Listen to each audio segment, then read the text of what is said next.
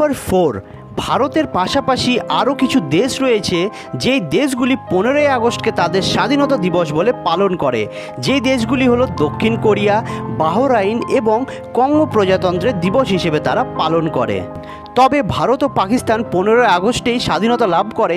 তবে ভারত 15ই আগস্টে স্বাধীনতা পালন করে এবং পাকিস্তান 14ই আগস্ট তারা পালন করে। নাম্বার 5, লর্ড মাউন্টব্যাটেন 1947 সালে 14ই আগস্ট রাত 12টার সময় স্বাধীন বলে ঘোষিত করে।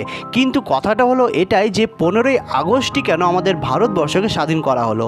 কারণটা হচ্ছে আমাদের দেশ যেদিন স্বাধীনতা লাভ করে 1947 সালে, 2 বছর আগে 1945 সালে জাপান তার পার্শ্ববর্তী দেশকে স্বাধীনতা দিবস করেছিল এই 15 আগস্টেই। তার জন্য সেই দিনটিকে শুভ দিন মানা হতো।